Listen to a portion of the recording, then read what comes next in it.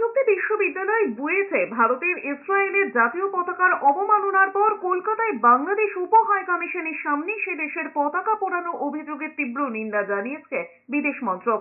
শুক্রবার বাংলাদেশ বিদেশ মন্ত্রক এক বিবৃতিতে জানিয়েছে, বৃহস্পতিবার পশ্চিমবঙ্গের কলকাতা উপ হাই কমিশনের সামনে একটি সংগঠন আয়োজিত সহিংস বিক্ষোভের ঘটনায় বাংলাদেশ সরকার গভীরভাবে উদ্বিগ্ন। বিক্ষোভকারীরা পুলিশের বাধা উপেক্ষা করে বাংলাদেশের উপ হাই কমিশনের সীমানা পর্যন্ত পৌঁছে যায়। সেখানে বিক্ষোভকারীদের বিরুদ্ধে বাংলাদেশের পতাকা এবং প্রধান উপদেষ্টার প্রতিকৃতিতে আগুন লাগিয়ে দেওয়ার অভিযোগ উঠেছে।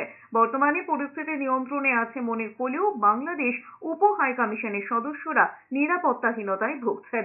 বাংলাদেশের জাতীয় পতাকার অবমাননা ও অন্তর্বর্তীকালীন সরকারের প্রধান উপদেষ্টার প্রতিকৃতি পোড়ানোর মতো দুঃখজনক ঘটনার তীব্র নিন্দা জানাচ্ছে সরকার।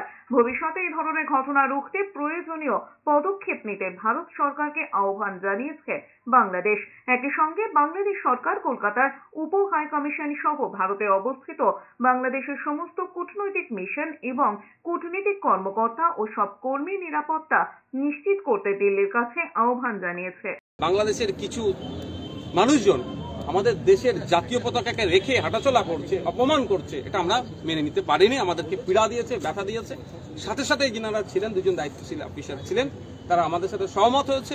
আমরা বলেছি প্রয়োজনে এটা আপনারা অফিসিয়াল স্টেটমেন্ট দিন আপনাদের সরকারের পক্ষ থেকে। ওনারা বললেন না, এটাও আমাদের নজরে এসেছে, আমরা এটাকে তড়িঘড়ি যাতে না এই ধরনের কোনো ঘটনা ঘটে সেটা আমরা দেখছি।